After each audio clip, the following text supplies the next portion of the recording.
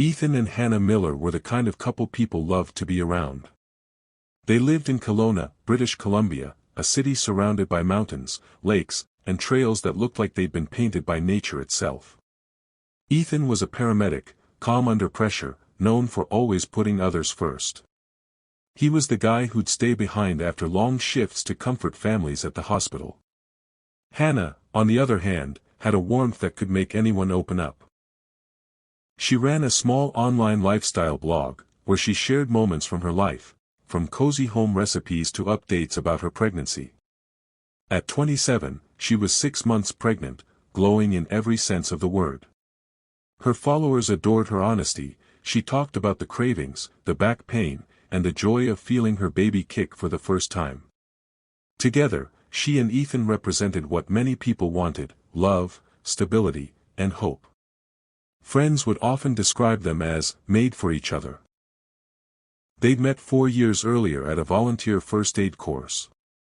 Ethan was one of the instructors, and Hannah, then a nursing student, had accidentally wrapped a bandage wrong during practice. Ethan had smiled, fixed it gently, and joked, "I think I'm gonna have to keep an eye on you." They'd been inseparable ever since. Their weekends were usually spent outdoors, hiking, kayaking, exploring hidden lakes. Nature was their therapy, their shared language. So when Hannah suggested one last hike before the baby arrived, Ethan didn't hesitate. He said it would be their goodbye adventure before parenthood. They chose the Arrowhead Trail, a quiet route near the Selkirk Mountains, about 2 hours from their home. It was one of their favorites, remote, peaceful, and breathtaking. Hannah had posted a short video the night before the trip. She and Ethan were packing snacks, smiling at the camera. She ended the clip saying, "Next time you see us, we'll have a baby with us. Wish us luck." No one watching that video could have imagined it would be her last upload. The morning of the trip, the couple left around 6:45 a.m. The weather was clear, the mountain air crisp. They stopped for coffee at a gas station on the outskirts of town, something they always did before a hike. The cashier later remembered them because Ethan had bought Hannah an extra muffin for the baby. It was small moments like that that painted the picture of who they were: simple, kind-hearted people just living their lives, excited for the future. That evening, when Hannah's mom tried calling and got no response, she didn't worry right away. Reception in those mountains was unpredictable. But by the next morning, when neither Ethan nor Hannah showed up for work or answered any calls, a sense of unease began to grow. By nightfall, family and friends realized something was very wrong. Two people who were always connected, to their jobs, their loved ones, their lives, had suddenly gone silent. They had no idea that hike would be their last moment together. For Ethan and Hannah Miller, the outdoors wasn't just a hobby, it was a way of life. While other couples spent weekends in movie theaters or restaurants, the Millers found peace in the quiet hum of the wilderness. The Selkirk Mountains had become their sanctuary. Endless ridges of green and gold stretching far beyond what the eye could see. They'd explored those trails countless times before. They knew where the air smelled of pine, where the streams ran cold and clear, and which cliffs offered the best sunrise views. Every photo on Hannah's Instagram was a love letter to those mountains, her and Ethan smiling at the edge of a lake, or standing hand in hand beneath tall cedar trees. So when they decided on a last weekend getaway before their baby arrived, Arrowhead Trail felt like the perfect choice. It wasn't a tourist favorite, just a quiet, winding path known among locals for its beauty and isolation. A 6-hour loop with sweeping mountain views, thick forests, and, at its midpoint, an old ranger cabin that had long been abandoned. Most hikers said it gave the trail a bit of mystery, the kind that made you feel you were walking through a forgotten story. The plan was simple: hike halfway up the trail on Saturday, camp near the cabin, and return to their car by Sunday afternoon. They told Hannah's mother they'd call once they got home. Hannah even posted a picture on her story that morning, her hand resting on her belly, mountains rising behind her, with the caption, "One last adventure before we become 3." Her friends later said she'd been glowing with excitement that week. One recalled how Hannah had laughed and said, "I think the baby just wants one more mountain view before she's born." But behind that joy, something subtle lingered, something no one noticed until later. The morning of July 9th started bright and clear, with golden light flooding the valleys. Ethan's car was spotted on a gas station camera at 8:14 a.m., turning off the highway toward Arrowhead Pass. That would be the last confirmed sighting of them alive. Arrowhead Trail was known for its silence. The kind of stillness that could either soothe or unsettle you. The first few miles were calm, soft soil underfoot, the distant rush of a river, and the smell of moss after a light rain the night before. But beyond the halfway point, the path grew narrower and darker. The trees closed in overhead, and the forest began to feel different, colder somehow.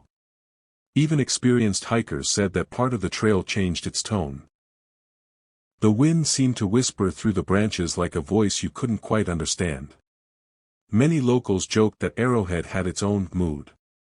Some said they'd felt watched there, others that their compasses flickered near the cabin ruins. Nothing ever proven, of course.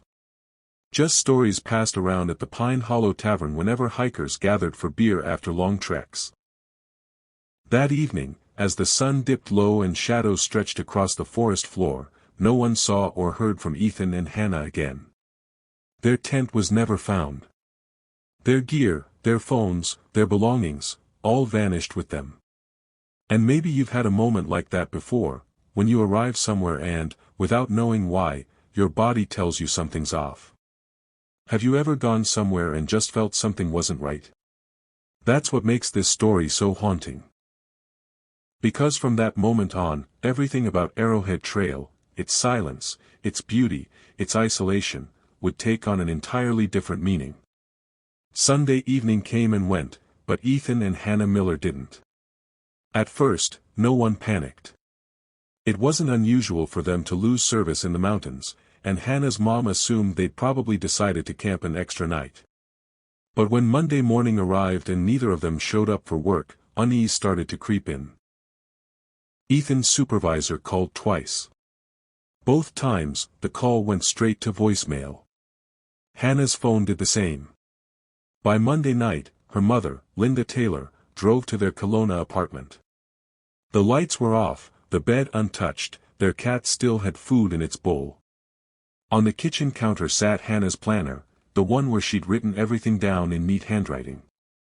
Under Saturday, July 9th, it read simply: Arrowhead Trail, back by Sunday evening. By dawn on Tuesday, Linda couldn't wait any longer. She called the RCMP and reported her daughter and son-in-law missing. That afternoon, 2 officers arrived at Arrowhead Trailhead, where the couple's blue Subaru Outback was still parked exactly where it had been seen on Saturday morning. The windows were slightly fogged, the car dusted with pollen from 2 days of stillness. Inside were 2 half-empty water bottles, a folded map, Hannah's light jacket, and their camera bag. But no camera inside. The back seat was tidy, a small car seat box still unopened, one Hannah had bought just a week before. Everything felt paused, like they'd stepped out for a minute and never came back. Officers followed standard procedure at first, checking nearby routes, calling hospitals, interviewing locals. But as hours passed, the worry deepened. Search and rescue teams were dispatched by dusk, combing the trail with drones, dogs, and thermal imaging. The weather was calm. The visibility was good. And yet, not a single trace of Ethan or Hannah appeared. The first night of the search ended without results. Then the second. Then the third. By Thursday, the case had made local news. Headlines read: Pregnant woman and husband missing in Selkirk Mountains. Friends and volunteers began gathering near the trailhead, leaving flowers and messages on the hood of the Subaru. The couple's story touched everyone. A young family on the brink of a new chapter, gone without a trace. RCMP Sergeant Colin Fraser led the investigation. He'd worked wilderness disappearances before, but something about this one didn't sit right. People don't just vanish on Arrowhead, he told reporters. If they went off trail, we'd find signs, footprints, dropped gear, something. But there was nothing. No signs of struggle. No animal tracks. Not even a torn fabric or a broken branch suggesting distress. Then, on the fifth day, something strange surfaced. A hiker named Ryan Caldwell, who had joined the volunteer search, noticed something shiny near a creek just off the main path, about 2 kilometers from the abandoned ranger cabin. When he got closer, he realized it was a piece of jewelry half buried in mud, a small silver pendant, shaped like a crescent moon. Linda instantly recognized it from photos. It was Hannah's. Ethan had given it to her on their first wedding anniversary. That discovery changed everything. It meant they had made it onto the trail, but what happened next remained a mystery. Police expanded the search zone, sweeping deeper into the dense woods surrounding the creek. Dogs picked up a faint scent trail leading toward the old ranger cabin, but it stopped abruptly at the tree line, as if they had vanished mid-step. Reporters started to circle the story, and online forums began buzzing with theories: animal attack, hiking accident, abduction. Some even mentioned the cabin's local legend, whispering that strange things had happened there years before. But none of that mattered to Linda. All she wanted was to find her daughter. Every night, she sat in her car near the trailhead, headlights off, staring into the dark forest, whispering, "Please come home." And then came the detail that changed the investigation completely, one that no one saw coming. Because the strangest clue wasn't what Ethan and Hannah left behind. It was what someone else found. By the 6th day of the search, exhaustion and fear had started to set in. Helicopters hovered over the Selkirk Range, their blades chopping through thin mountain air. Dozens of volunteers hiked through the thick brush, calling out the couple's names. The RCMP had widened the search radius to almost 20 square kilometers, covering steep ridges, riverbanks, and dense pine forests. Then, around 4:20 p.m., a searcher radioed in something unusual. A folded baby blanket, white with tiny yellow ducks, had been found on the edge of a shallow riverbank, roughly 3 kilometers off the official trail. It was lying neatly on a flat rock, perfectly dry despite the damp ground surrounding it. When Sergeant Colin Fraser arrived at the scene, he immediately noticed how strange it was. There were no footprints. No signs of a fall. No torn fabric, no drag marks. The area around the rock looked untouched, except for the blanket. As if someone had placed it there intentionally. For a moment, no one spoke. It wasn't just a blanket. Everyone knew what it meant. The news spread quickly. Linda, Hannah's mother, broke down when she saw a photo of it. "That's hers," she whispered over the phone. "That's the one she packed for the baby." She remembered helping Hannah fold that exact blanket the week before their trip. The same one Hannah had said she'd take along, just in case the baby kicked too hard and she wanted something soft to lie on. But what was it doing there? Why was it folded so neatly, 3 kilometers off the trail? Investigators couldn't make sense of it. If it had been dropped by accident, it would have looked wrinkled, dirty, not carefully placed on display. And the absence of footprints meant no one had been there recently. At least, not within the time window the soil could preserve prints. Fraser ordered a forensic sweep of the area. Drones scanned the trees, dogs sniffed every inch of the riverbank, but nothing else surfaced. Not a piece of clothing.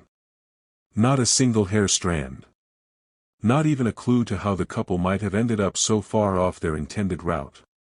That night, as the search teams regrouped at their base near the trailhead, an older volunteer named Marjorie Tate spoke up. She'd lived in Pine Hollow, a small logging town not far from the mountains, her entire life. And what she said silenced everyone. "You know, this isn't the first time people have disappeared out here," she murmured. "Back in the late 1980s, a couple went missing near Arrowhead too. They were never found either, just a child's toy, left by the river. Same kind of place." Her words hit the search tent like a cold wind. Some of the younger volunteers brushed it off as superstition, but others exchanged uneasy glances. Old-timers in the area still spoke about the hollow vanishings, a small string of disappearances between 1986 and 1992, hikers, campers, a park worker. Nothing ever proven. No bodies. Just clues. Objects. Left behind in strange, deliberate ways. Fraser took note of it but refused to comment publicly. The last thing he wanted was to feed rumors. But privately, something about that folded blanket gnawed at him. If an animal attack had happened, there would be chaos, torn clothing, scattered items. If they'd drowned, the blanket would have washed downstream. Instead, it was pristine. Placed carefully, as if it meant something. And so the questions began to spiral. Why fold it? Who was it left for? And most haunting of all, how did it get there? The mystery had deepened. The case was no longer just about two missing hikers. It was becoming something else, something far darker, buried deep within the woods that surrounded Arrowhead Trail. And soon, someone would uncover exactly what that darkness was. Weeks turned into months. The vibrant green of summer slowly bled into the deep orange of fall, and by December, the Selkirk Mountains were buried under 6 feet of snow. What had once been the center of national attention had now become a quiet ache in the hearts of those who knew Ethan and Hannah Miller. The posters along downtown Kelowna's bulletin boards had faded, their corners curling from the cold wind. The Miller family's Facebook page, once filled with hopeful updates, now sat still, only visited by strangers leaving messages like, praying for closure, and, they deserved more. Even the RCMP had slowed down. The file labeled Miller disappearance was eventually moved to the cold case shelf, sealed with a yellow sticker and a heavy sense of defeat. Sergeant Colin Fraser, the lead investigator, had requested to stay on the file. He couldn't let it go, not after the baby blanket. He sometimes found himself driving toward Arrowhead Trail at night, sitting in his truck with the engine off, staring at the path where they vanished. The forest always felt alive, almost watching. The locals, though, they had their own theories. In small-town diners and dimly lit bars across Pine Hollow, the whispers never really stopped. Some said the couple had stumbled onto private ranger land, an off-limits section of the mountain owned by an old forestry family known as the Duvals, a reclusive clan who'd lived deep in the woods for generations. Others believed the forest itself was cursed, repeating the same pattern of disappearances every few decades. It was a local trucker named Ben Rourke who put it most bluntly one night over coffee at the Trailhead Diner. People vanish in them woods, son. Always have. Ain't the bears. Ain't the weather. It's the land itself. It don't like strangers. And though most laughed him off, the words stuck. By the following spring, new hikers began avoiding the Arrowhead region altogether. The trail, once a local gem, was slowly reclaimed by moss and silence. Even the birds seemed to steer clear. Every so often, hikers reported hearing something strange, a faint crying near the rivers, or the echo of a woman's voice calling a name through the trees. None of it could ever be proven. But for Hannah's mother, Linda, the silence was worse than any noise. She refused to move on. Every few weeks, she wrote letters to the RCMP, begging for updates. Her hope was unwavering, almost painful. If you can't find them, she wrote, then please, just tell me they're still somewhere to be found. But there was nothing left to tell. Time moved forward. Seasons changed. By the end of 2 years, the world had all but forgotten about the Millers. Until a construction crew in Nelson, British Columbia began work on an old rental house that had stood abandoned since the late 90s, a crooked 2-story structure surrounded by pines and fog, barely visible from the road. They were clearing the basement to replace the foundation when one of the workers shouted from below. Something was wrong. The crew foreman climbed down the narrow stairs to find a section of the dirt floor collapsing inward, revealing a hollow space beneath the concrete. The air that rose from it was stale, decades old. And in the faint light of the flashlight beam, something caught his eye. A flash of blue fabric. Something that looked like a jacket. Within an hour, police had sealed off the property. By nightfall, the same officer who had once walked the Arrowhead Woods, Sergeant Colin Fraser, was standing at the edge of that hole again. He stared down into the darkness beneath that old house, his heart pounding as the reality began to sink in. The silence of the woods had held its secret for 2 long years. But tonight, that silence was about to break. It was late May, and after 2 long years of silence, the case that had frozen Kelowna's heart would suddenly come roaring back. A man named Tom Leary, a 42-year-old contractor from Revelstoke, had just purchased an old property on the edge of town, a sagging farmhouse built in the 1950s, surrounded by tall cedar trees and half swallowed by nature. Locals called it the Garrett Place, though no one remembered exactly who the Garretts were. Tom had bought it cheap, hoping to flip it into a mountain getaway. The land was quiet, peaceful, until the second week of renovation. He'd been down in the basement that morning, inspecting the cracked concrete floor where moisture had seeped in over the years. The air was heavy, thick with the smell of earth and mold. But beneath it, there was something else. Something faint. Something that smelled like decay. At first, he thought maybe a raccoon or a deer had gotten trapped under the foundation. But when he leaned closer to the corner where the floor had caved slightly, he noticed something odd, a patch of disturbed soil that didn't match the rest of the ground. His instincts told him not to touch it. But curiosity won. He fetched a small shovel from his truck and began to dig, scraping gently through the dirt. After a few minutes, he hit something soft, fabric.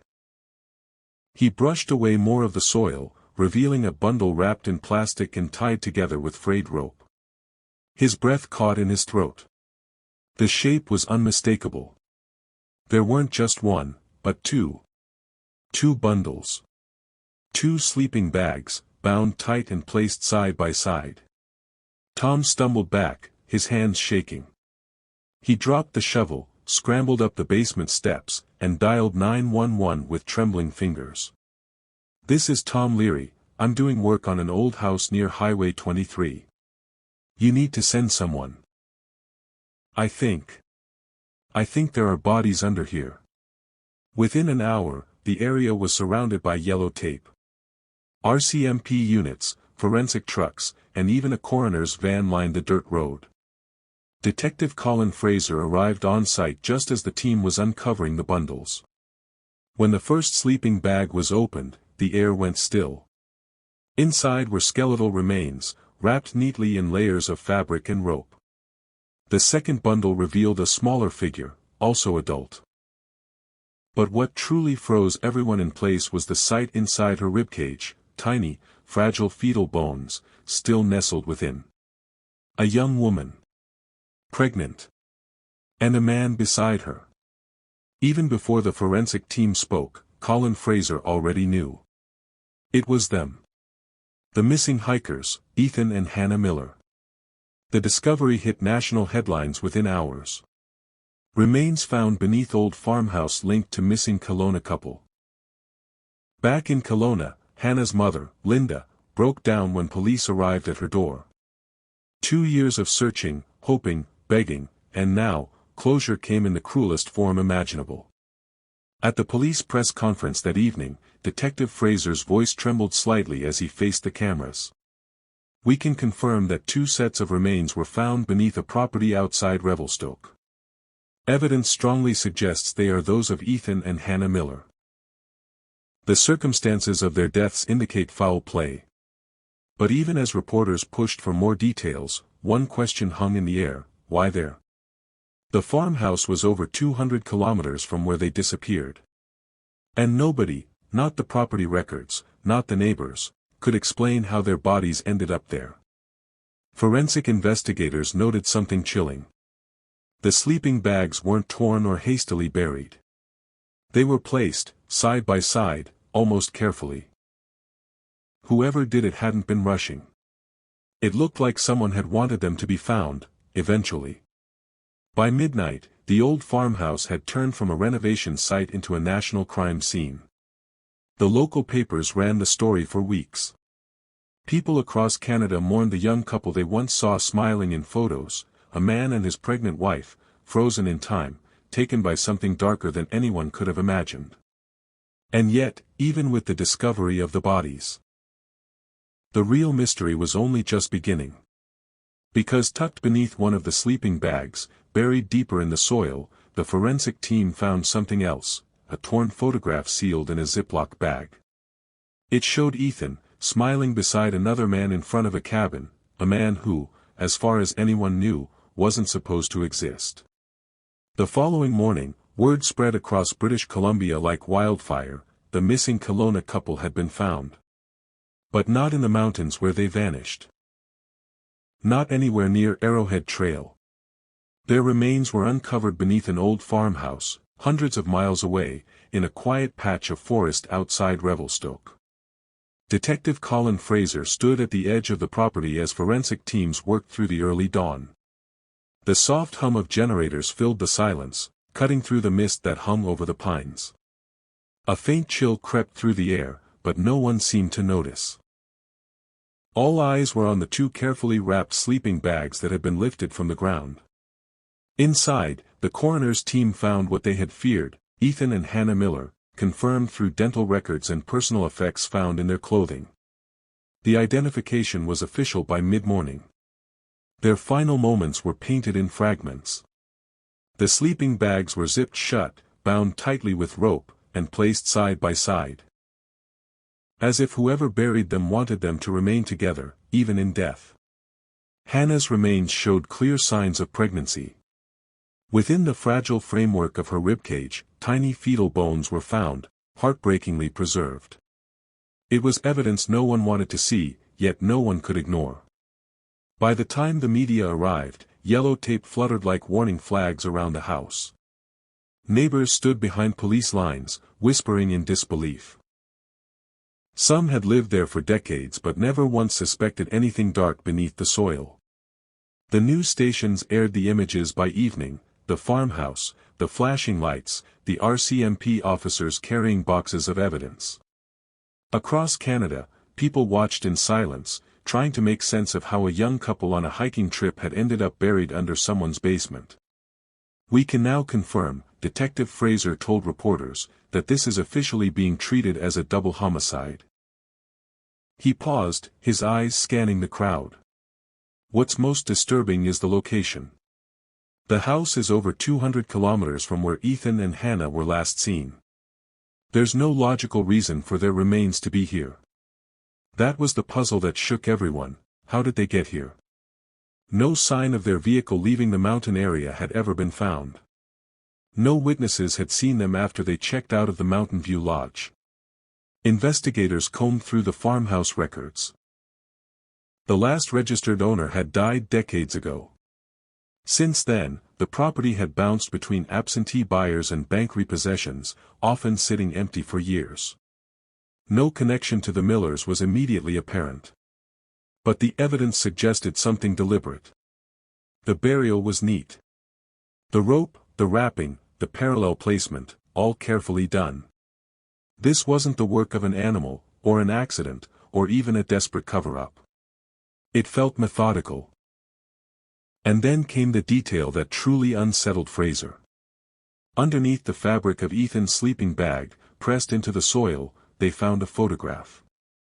Torn, dirty, but still visible. It showed Ethan, smiling, standing beside another man in front of what looked like a wooden cabin. Both of them were holding beers, their arms slung casually over each other's shoulders. The problem? No one recognized the man beside him.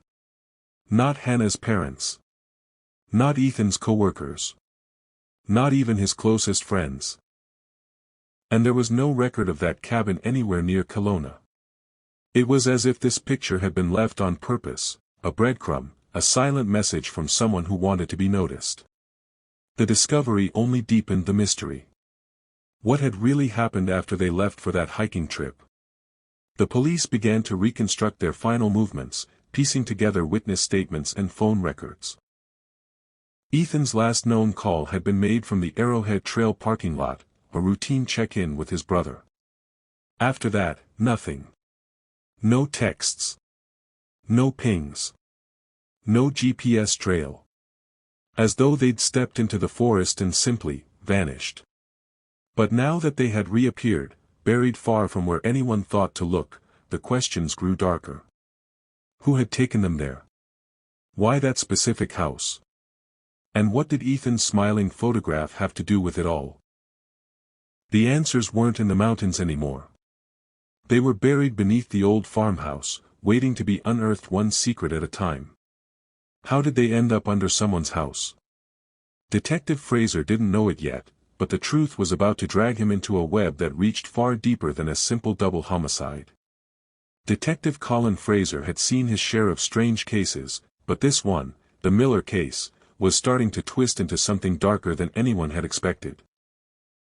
The remains found beneath the farmhouse had reignited national headlines, but what came next would shift the entire investigation. Within a week, property records revealed the home once belonged to Walter Briggs, a retired forest ranger who had lived in the Revelstoke area most of his life. He'd passed away in late 2020, just months after Ethan and Hannah went missing.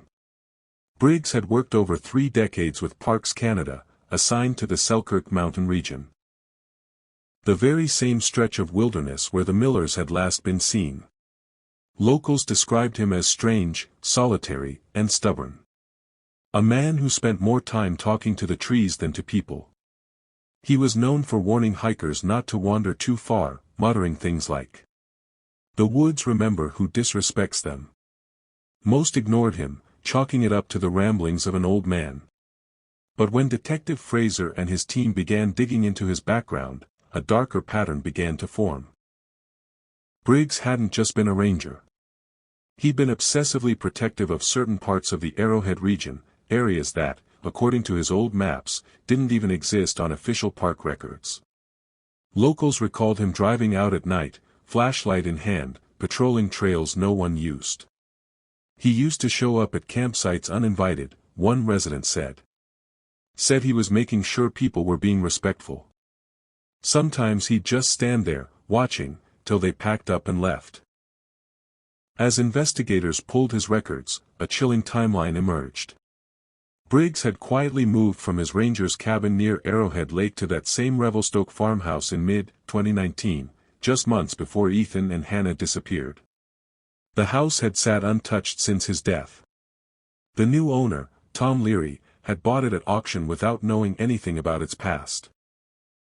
When police returned to the farmhouse for a deeper search, they started focusing on the basement, where the Millers' remains had been buried. It was during that second inspection that one of the forensic officers noticed something odd, a seam in the concrete wall behind the water heater. It didn't look like normal damage.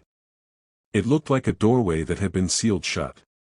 Using ground-penetrating radar, they confirmed an empty cavity behind the wall. With permission from the RCMP's Major Crimes Division, the team began breaking through. The air that escaped was thick, stale, untouched for years. Inside was a small hidden room, no more than 8 feet wide. Dust covered everything. A wooden chair sat in the center, a lantern beside it, and along the walls were rows of maps, hand-drawn, labeled with strange red markings across different parts of the Selkirk Range. And then they found the photographs. Hundreds of them. Taped neatly to the wall were pictures of hikers, campers, and missing persons, dating back over 20 years. Some were newspaper clippings, others were clearly taken from a camera, many showing people smiling before what must have been their final days. But what stopped everyone cold was the picture taped dead center on the wall. Ethan and Hannah Miller. It wasn't the one the press had circulated. It wasn't from social media. It looked like it had been taken from a distance, somewhere along the Arrowhead Trail, just days before they vanished. And next to it, a handwritten note in Walter Briggs' crooked handwriting. They didn't listen. Detective Fraser's chest tightened as he scanned the rest of the photos. There were others, too, faces that didn't belong to any known missing persons file. People no one had ever reported missing. The realization was grim. Briggs hadn't been just a lonely ranger with eccentric habits. He'd been tracking people, maybe for years. But that wasn't all they found. In a locked trunk against the far wall, police uncovered a small collection of personal items, jewelry, watches, pieces of clothing, even driver's licenses belonging to people from across British Columbia and Alberta. It looked like a trophy box. Still, something didn't fit. Briggs had died in 2020, but the Millers had gone missing months after that. If he was truly responsible, how could their bodies have ended up under his house later? Detective Fraser leaned against the wall, staring at the photos. The answer wasn't here, not yet. But there was something about one picture in particular that nagged at him. In the corner of the image showing Ethan on the trail, a third figure was barely visible, blurred, almost hidden by the trees. A man, half turned toward the camera, wearing a ranger's uniform. And standing far too close to the couple. Behind a false wall, the report would later read, investigators found what no one was prepared for. And for Fraser, one truth was becoming clearer by the minute: the old ranger wasn't the end of this story. He was only the beginning. The photographs weren't just random snapshots. They were a timeline, a cold, calculated record of people who had once walked into the Selkirk wilderness and, in many cases, never walked out. Detective Fraser stood in that hidden room, the beam of his flashlight trembling slightly against the cracked concrete. The Polaroids covered almost every inch of wall space. Each one was neatly labeled in fading black ink, names, dates, and a single red X. Some photos were decades old, the colors drained with time.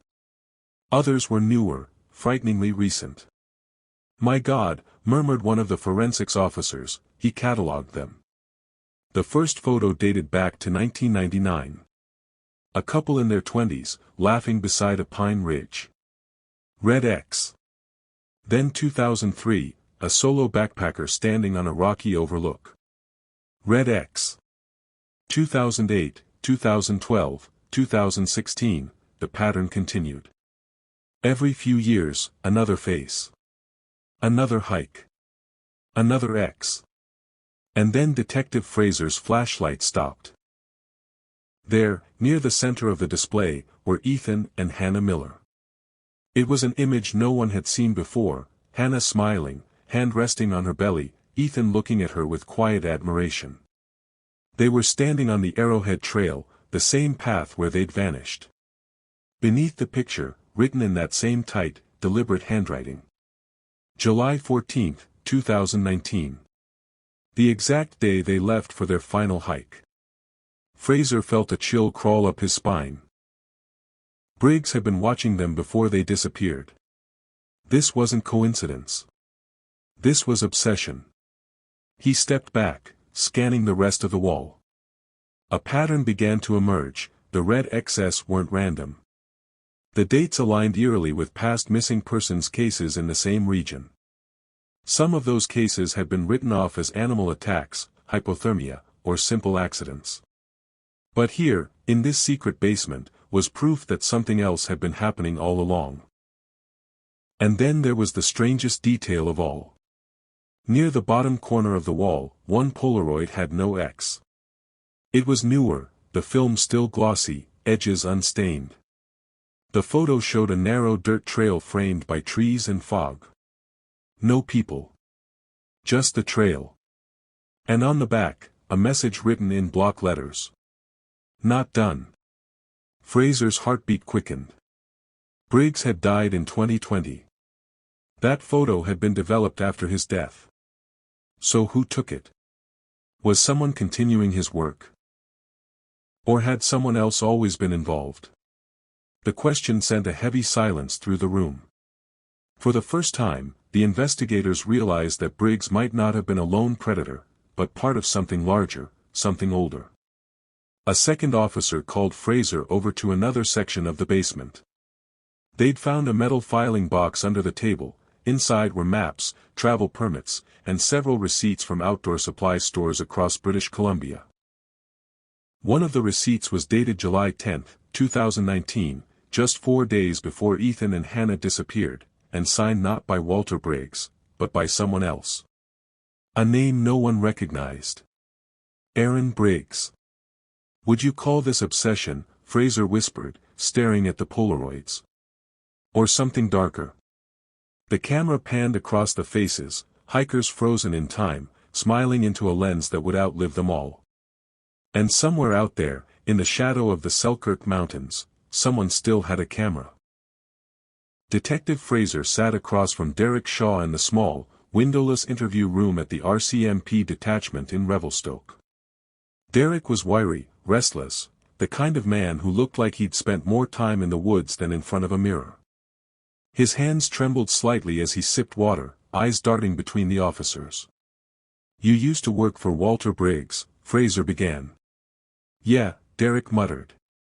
"Couple times. Fixing the roof. Clearing brush. He was weird, but harmless." But the evidence said otherwise. In Briggs's farmhouse, investigators had discovered receipts for camping fuel, rope, and instant meals, signed DS. The handwriting matched Derek's employment forms. Even more damning, the dates lined up days before each disappearance marked on the Polaroid wall. "So why are your initials on these purchase records?" "I don't know," Derek replied quickly. "Maybe he used my name. He'd borrow stuff sometimes." "After he died?" Fraser asked. The question hit Derek hard. His mouth opened, then closed again. The tension in the room thickened. Fraser slid a photograph across the table, one of the unmarked Polaroids showing the foggy trail. "You ever seen this?" Derek's eyes flickered. "No." But the pause before he answered lasted a second too long.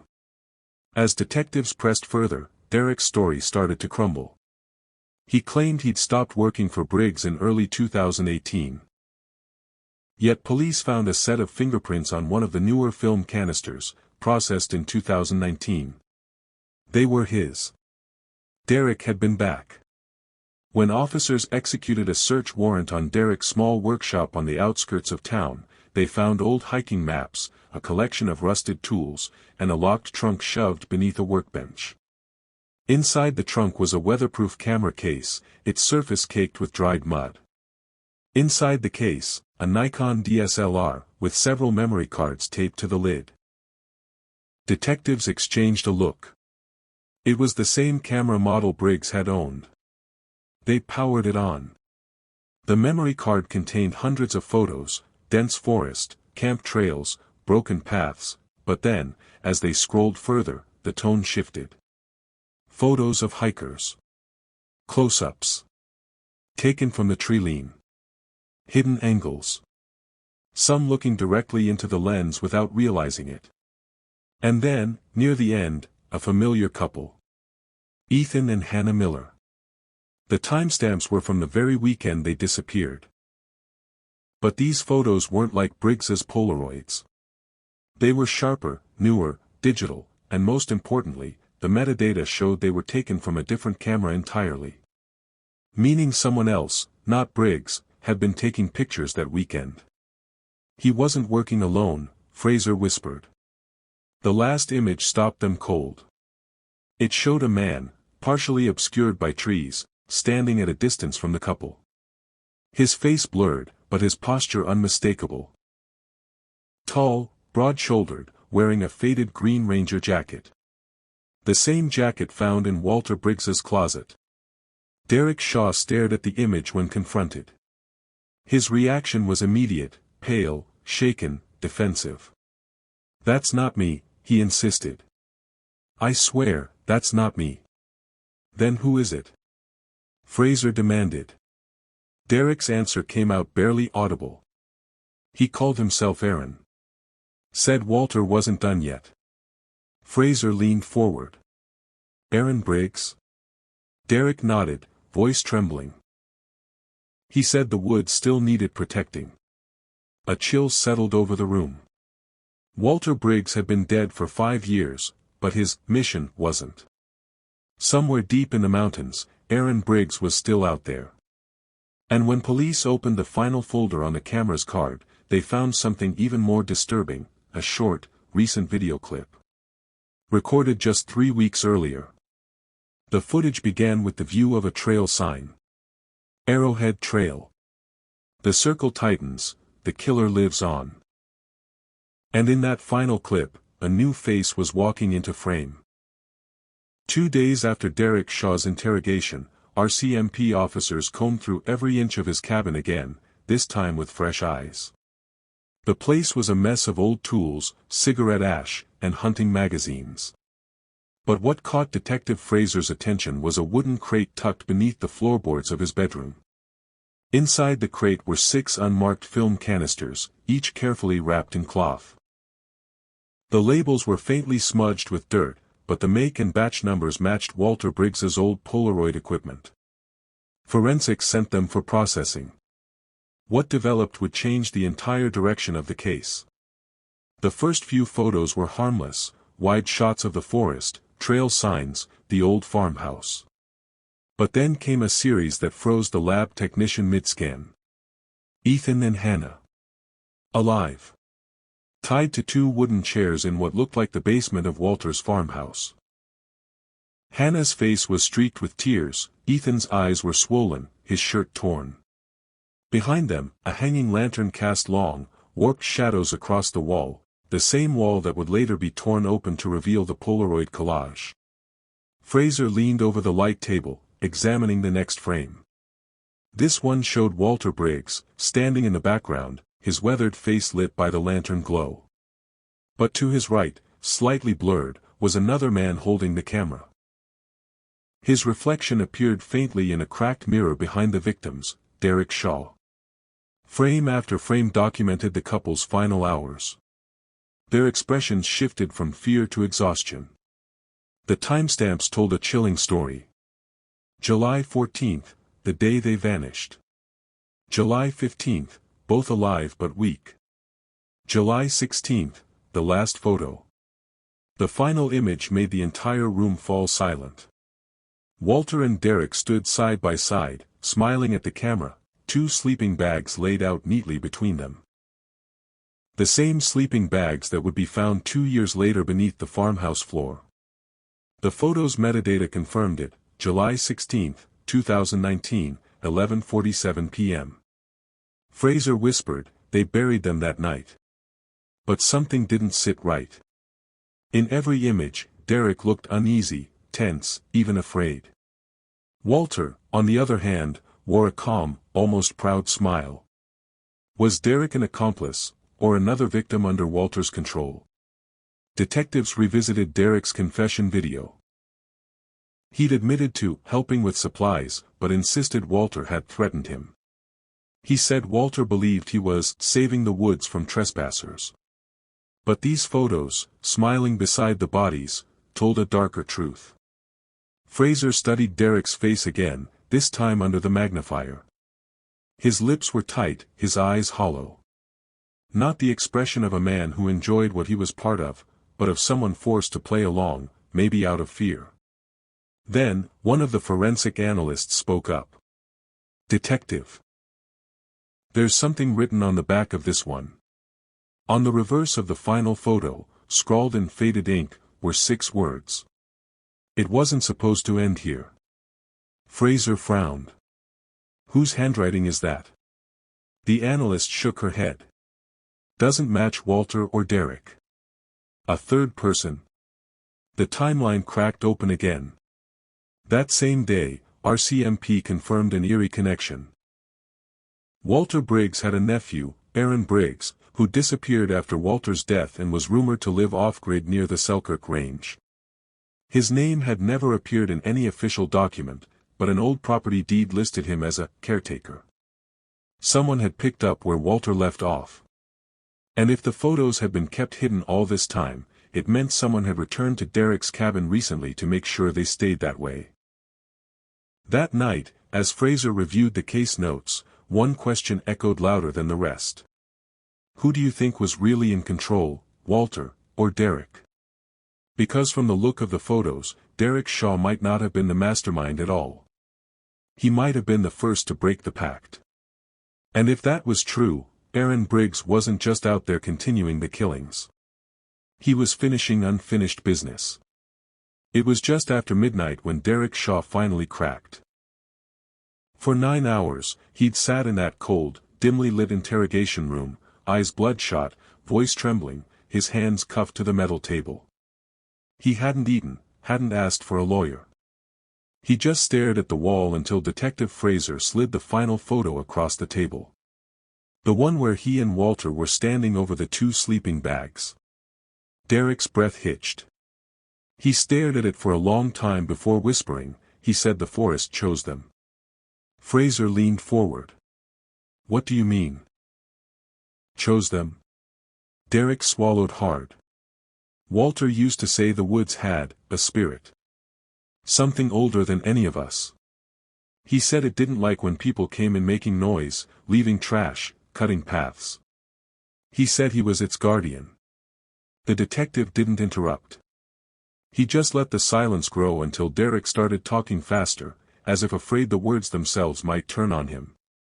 He'd been watching them for weeks. The couple said they were the kind that didn't respect nature. Always smiling for cameras, making it look like a playground. He said the forest wanted silence again, said they had to return to it. Fraser tapped the photo. "And you helped him do that?" Derek's eyes flickered with something between guilt and defiance. "I didn't know what he was planning. I thought it was just to scare them, teach them a lesson. He said if they spent a night in the woods alone, they'd understand. But then he brought them to the basement." He paused, shaking his head. Hannah was crying. Kept saying she was pregnant. Walter didn't care. He said the child would be born in the soil. He made me dig. Fraser's jaw tightened. "So you admit you buried them?" Tears welled in Derek's eyes. "He had a gun, all right. You don't understand. He said if I didn't help, the forest would take me next." I believed him. The detective's tone hardened. "Derek, Walter Briggs has been dead for nearly 5 years. But these photos, this handwriting. Some of this happened after his death. So tell me, who was helping who?" Derek went quiet. His hands clenched. His breathing quickened. Then, after a long silence, he muttered, "He's not dead." Fraser frowned. "Walter?" Derek's head jerked up. "Not Walter. His bloodline. Aaron. He kept coming after Walter passed. Said his uncle's work wasn't finished. He was the one who told me where to hide the film. Said if the cops ever found it, they'd know I wasn't the only one." The room fell silent again, just the faint hum of the fluorescent lights above.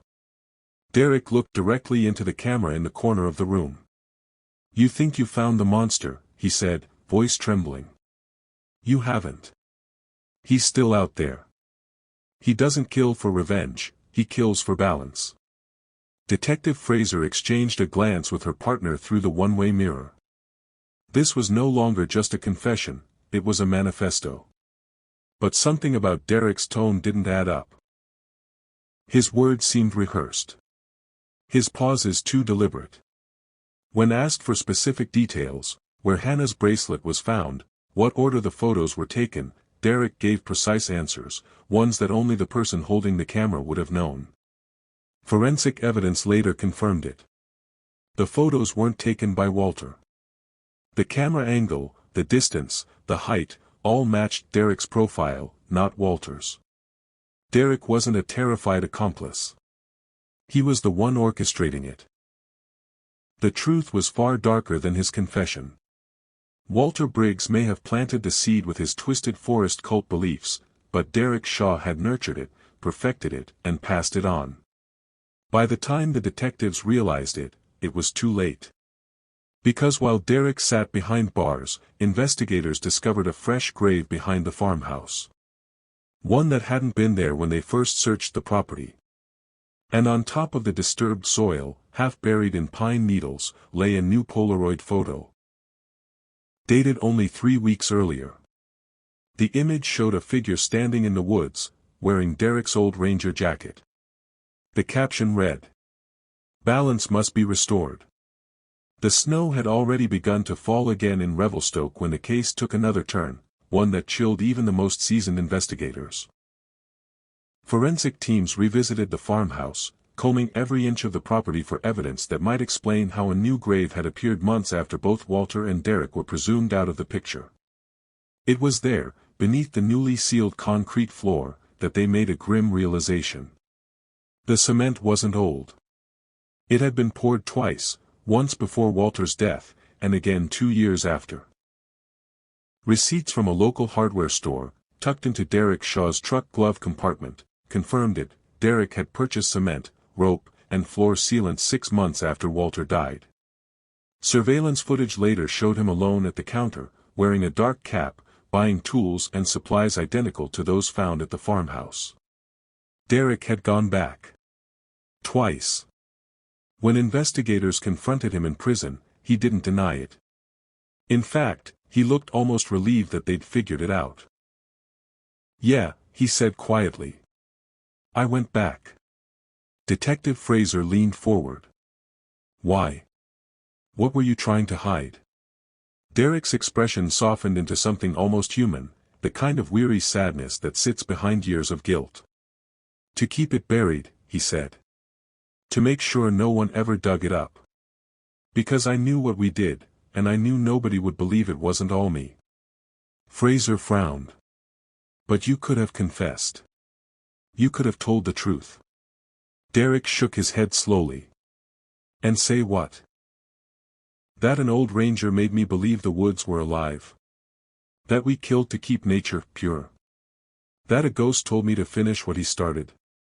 He laughed bitterly. "Who would believe that? Not even me anymore." He looked down at his cuffed hands. "Walter's gone. But what we did, it doesn't stay gone. That house, it breathes what happened there." His voice dropped to a whisper. "And it doesn't like being disturbed." Detective Fraser stared at him, unsure whether to pity him or fear him. "You're saying the house is haunted?" Derek smiled faintly. "Not haunted. Guarded." He refused to say another word after that. A week later, a prison guard reported something strange. Derek had been found dead in his cell, no signs of struggle, no note. Just a small pile of dirt beneath his bed, shaped like a handprint. The medical examiner couldn't explain it. The soil didn't match the prison grounds.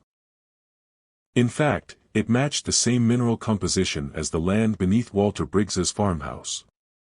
When Detective Fraser heard the news, she didn't say a word. She just closed the file slowly and stared out the window. That night, as a storm rolled through Revelstoke, a local farmer called 911. He'd seen lights flickering in the old farmhouse, the one sealed off since the investigation ended. By the time officers arrived, the front door was open. The wind howled through the broken windows. Inside, the house was empty. No footprints. No intruder. Only the smell of wet pine and decaying earth. But on the basement wall, where the Polaroids had once hung, there was a single new photograph. It showed a fresh grave. And written beneath it, in smudged ink, were the words, "Balance is never buried." Detective Fraser stared at it for a long time before whispering to herself. Even in death, Walter's secret wasn't done haunting Revelstoke. And outside, somewhere beyond the tree line, a faint sound echoed through the snow, like footsteps moving deeper into the woods. The investigation was officially closed that night. But the people of Revelstoke still talk about the farmhouse. They say if you hike too far past Arrowhead Trail after sunset, you can hear two voices, a man and a woman, calling faintly for help from beneath the soil. 2 years later, hikers would uncover that same farmhouse's secret again. Because beneath its old foundation, a dark secret still waited. When most of Revelstoke thought the case had finally been laid to rest, Detective Fraser wasn't ready to close it. Something about Derek's final words, "The house breathes what happened there," kept her awake at night. While reviewing archived evidence, she came across a box that had never been fully catalogued. Inside was a weathered, leather-bound ranger's logbook, its spine cracked and its pages yellowed. The tag read, "Property of W. Briggs, Forestry Division, 1984 to 2009. At first glance, it seemed ordinary, notes about rainfall, forest fires, and trail closures. But as Fraser flipped through the later pages, her breath caught. Every few pages contained names, handwritten in thick pencil, beside dates and single words like trespasser, offender, and sometimes, taken care of. There were dozens of entries. Hikers, campers, lone travelers, all recorded between 1999 and 2017. And the handwriting? It continued past the year Walter retired. Which meant someone else had been writing in it. She leaned back in her chair, the fluorescent light buzzing overhead. Derek Shaw had mentioned the forest choosing its guardians. Maybe it wasn't just a delusion. Maybe it was a legacy, one passed down, protected, and maintained. When Fraser cross-referenced the names, she froze. 5 of them matched unsolved missing person cases filed between Revelstoke, Golden, and the Arrowhead region. Hikers whose disappearances had been dismissed as weather-related, bear attacks, or falls. But the dates aligned almost perfectly with the logbook. Each incident marked the same way. 2003, couple from Alberta. Taken care of. 2007, solo hiker, ignored warnings. Taken care of. 2012, photographers, trespassed. Taken care of. 2015, missing tourist. Taken care of. 2019, Miller, E&H, taken care of. Fraser's hands trembled as she traced the last line. The one that sealed Ethan and Hannah's fate. This wasn't random. This wasn't madness. It was a pattern, systematic, ritualistic, and horrifyingly deliberate. She called her captain immediately. Within 48 hours, a task force was assembled to revisit every missing case logged within the Selkirk and Arrowhead regions. Old evidence boxes reopened. Cold case files re-examined. And with every file, the truth grew darker. Autopsy reports that once listed animal predation suddenly didn't match wound patterns. GPS data from victims' phones mysteriously stopped within a few miles of Walter's old property.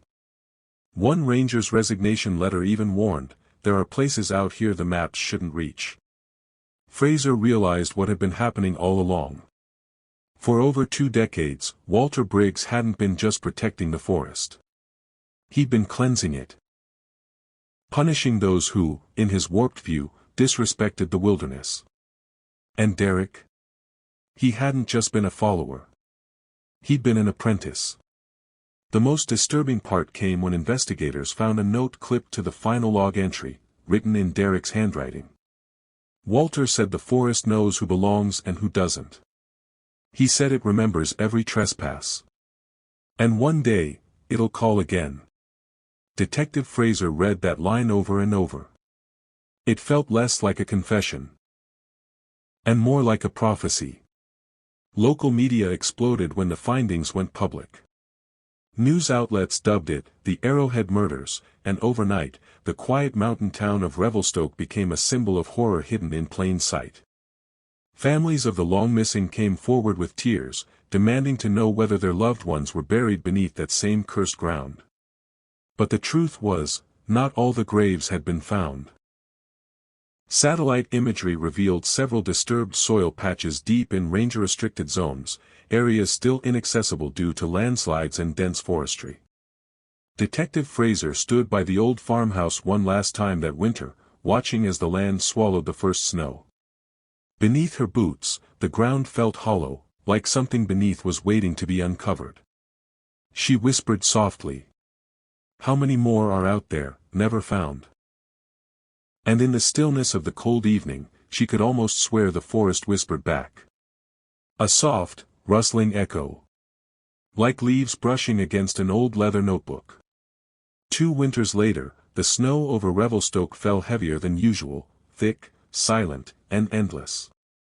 The forest had begun to reclaim what was once disturbed, the trails overgrown, the cabin sealed off by frost and moss, the last echoes of the investigation fading into memory. But for those who knew, the silence wasn't peace. It was burial. Detective Fraser stood one last time before the old Briggs property, now fenced off and scheduled for demolition. The boards creaked under her boots as she entered, flashlight in hand. The smell of damp rot filled the air, earth, mildew, and something older, more persistent. The cellar remained untouched since the final excavation. Yellow tape fluttered in the cold air like dying light. She descended the steps slowly, the beam of her torch sweeping across concrete, rusted nails, and shadow. There, beneath the center beam, the ground had shifted slightly since they'd last been there. Curiosity pulled her closer. She knelt, brushing away the topsoil until the edge of a wooden plank emerged. Beneath it, not bone. Not blood. A box. Inside were photographs, dozens of them, some decades old, others recent. Every image captured the same setting. Smiling hikers, couples by campfires, children near the forest edge. On the back of each photo, a single word was written. Trespasser. Her heart sank as she reached the final photo. It wasn't of the victims. It was of Walter Briggs himself, standing proudly beside a younger Derek Shaw, the cabin behind them. On the back of that one, Walter had written. Guardians endure. Fraser exhaled shakily. The truth wasn't buried in the wilderness. It was beneath this old house all along. Not the soil, not the forest, but the people who had lived above it. The story of the Millers had begun as a simple missing persons case, a hiking trip gone wrong. But in the end, it became something far deeper, a portrait of human obsession, of men who mistook their fears for faith, their cruelty for protection. When the demolition crews arrived the following spring, they leveled the farmhouse to the ground. What was left became a memorial site. A small plaque near the Arrowhead trailhead, etched with the words. In memory of those who never came home. The Arrowhead Trail was closed permanently that year. Locals say that if you wander too close to the old ranger's path at dusk, you might still hear faint echoes, the creak of wooden steps, the click of a camera shutter, and the whisper of trees telling stories no one was meant to hear. Fraser retired soon after. Some nights she still dreams of that basement. Of the still air, the faint hum beneath the floor, and the feeling that something down there was still awake. Because the truth is, after all the reports, all the evidence, all the years, it wasn't nature that was cruel. It was us. And that's what makes it harder to forget. Sometimes the places we fear the least, hide the darkest secrets. If this story moved you, hit subscribe, because every week, we tell stories that remind us how fragile trust can be. And how truth always finds its way out.